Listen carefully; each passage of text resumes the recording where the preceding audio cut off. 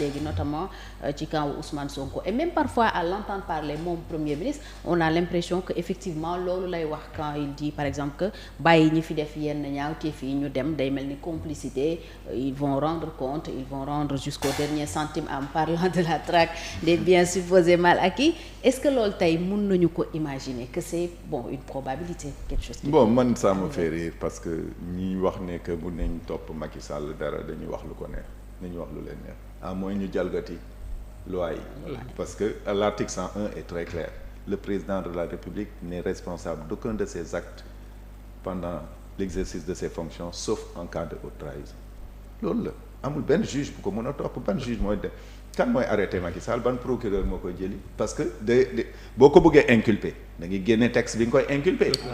texte boobu amul donc il faut pas que ñuy wax lu ñu neex loolu encore une fois dañ koy wax pour amuser la galerie pour kontaan loo nit ñi mais dans la réalité des faits mënuñ ko topp dara mënuñ ko topp je pense que am na sax benn jour bu ko Ousmane Sonko wax ne que on ne peut pas poursuivre l'ex-président Macky Sall mënuñ ko texte yi ñoo demee noonu te buñ ko changé woon tey mënoo ko topp parce que la loi pénale n'est pas rétroactive donc il faut que ñu arrêter di sonal suñ bopp ci ay affaires yu inutiles li ñuy xaar du xam nga traque des biens mal acquis Macky Sall def na ko fi pendant presque 3 ans lan la indi dara on a dépensé même beaucoup plus ça nous a coûté de l'argent on a payé des avocats on a fait des commissions rogatoires on a dara dërëm indi wuñ ko dërëm c'est-à-dire il faut que ñu concentrer wu ci mettre en place les dispositifs qui empêchent aux gens de voler de l'argent. Maintenant que faire des scandales yi nga xam ne Cour des comptes yeneen organe de contrôle yëpp wane nañ ko. Cour des comptes génne na procureur moo ko war a yi nga xam ne le procureur doit se saisir des dossiers le procureur va se saisir des dossiers. Connaissant le nouveau ministre de la justice ñëpp xam nañ que ne c'est quelqu'un de très très droit. Monsieur Ousmane Diagne j'ai eu à partager avec lui l'assemblée générale de la CDP je le connais assez bien. nañ bàyyi procureur mu def liggéeyam c'est pas aux citoyens de dire lii ak lii parce que il faut faire attention la lecture des rapports de la Cour des comptes c'est très complexe c'est des audits financiers et comptables donc il faut nga mun ko lire man de du ma jël aw ma sañ-sañu naan kii def na lii kii def na lii et cetera parce que Cour des comptes bu ñu defee seen rapport ñi ko mën a lire dinañ ko lire bu fekkee ne procureur daf ci war a intervenir dina ci intervenir bu boobaa dina wut ay spécialistes am ñu wax ko naka la mën a def pour topp gars yi nga xam ne ñi ñu wax Cour des comptes épinglé na leen parce que encore une fois que Cour des comptes cite la dans un scandale financier ne veut pas dire que tu es coupable de quelque chose loolu justice rek moo ko mën a décider te bu ci justice bi saisiro bu décider que da nga war a dem kaso bu boobaa nga dem kaso bu décider que da nga war a rembourser nga rembourser et cetera mais encore une fois loolu ci boppam rapport yooyu ñu génne di ko tasaare ñëpp di ci waxtaan ça nous fait perdre du temps parce qu'il faut que les Sénégalais se concentrent sur le travail liggéey dëkk bi liggéey la soxla encore une fois wax ju bëri ji daf ñuy perdre leur temps wax fu mu am liggéey du fa am coow lu bëri liggéey amul xaalis du am te dëkk bi dafa soxla ñu liggéey am xaalis te koom-koom boobu mooy tax nit ñi mun a faire face à leurs besoins looloo tax d'ailleurs ñu continuer di jéem a wàññi ay prix et cetera parce que nit ñi amuñ dara ci seen poste pouvoir d'achat bi bu ñu bàyyee wax ju bëri ji nag jublu ci liggéey bi bu boobaa dinañ mën a transformer économiquement ce pays. te yan levier la ñu war a utiliser honorable pour éviter ces détournements parce que gouvernement bu fi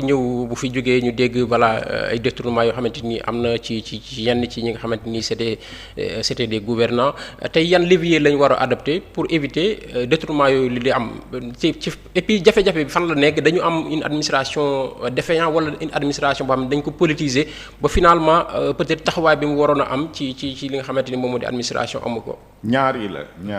ma répondre ci deuxième question bi d'abord l'administration moom ñëpp xam nañ ne que dañ ko politiser. nomination politique Macky Sall dem na fi ba naan ku fi gañewul sa dëkk. ma dàq la donc ça veut dire que pour nga mun a nekk kilifa pour nga mun a nekk dara dans l'administration sénégalaise en tout cas dans l'architecture gouvernementale il faut que nga nekk un responsable politique di def ay résultats. loolu c'est extrêmement dangereux. parce que administration moom.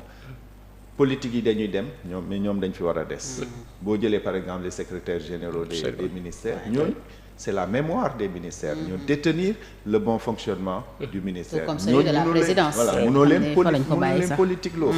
parce que bu fekkee ne nomination politique chaque fois bu amee ñuy ñëw dañuy balee ñi fi nekkoon indi ñu bees ñooñ xamuñ naka la ñuy defee liggéey bi ñu nekk di jàng pendant 2 ans 3 ans balaa affaire bi di jeex fekk ne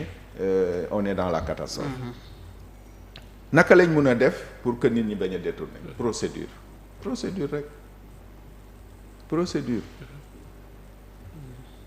xam nañ les mécanismes qu'il faut mettre en place pour que xaalis bi dem fi mu war a dem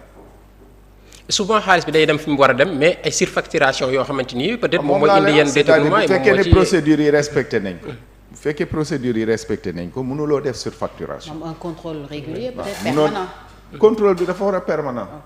parce que li ñuy wax l'audit c'est un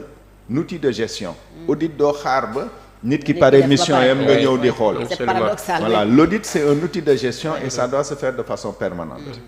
par exemple boo jëlee dans une entreprise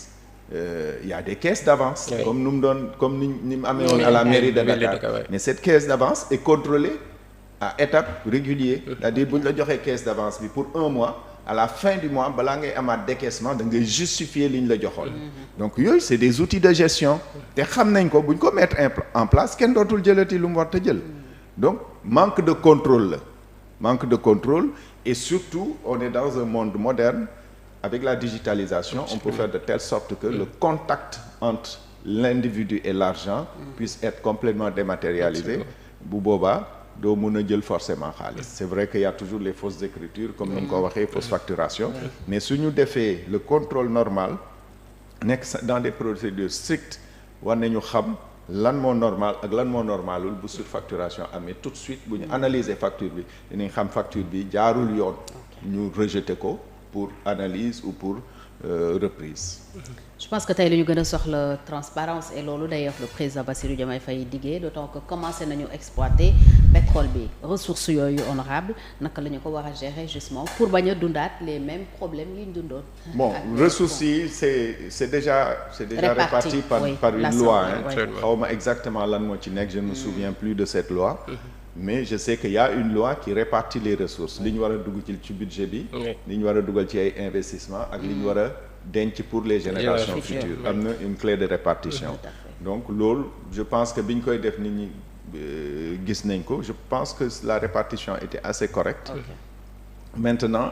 à quel niveau lañ soxla transparence li ñu war a def surtout attention mooy xam nga c'est des contrats de partage de production balaa ngay séddoo da ngay xam la fa nekk donc foofu la Sénégal war a appesantir xam lan la gars yi di produire parce que foofu la ñuy pêcher damay wax très souvent à des amis Gabon am na benn at 6 000 francs la état gabonais jot ci wàlla ci pétrole waaw parce que bu fekkee ne 10 000 francs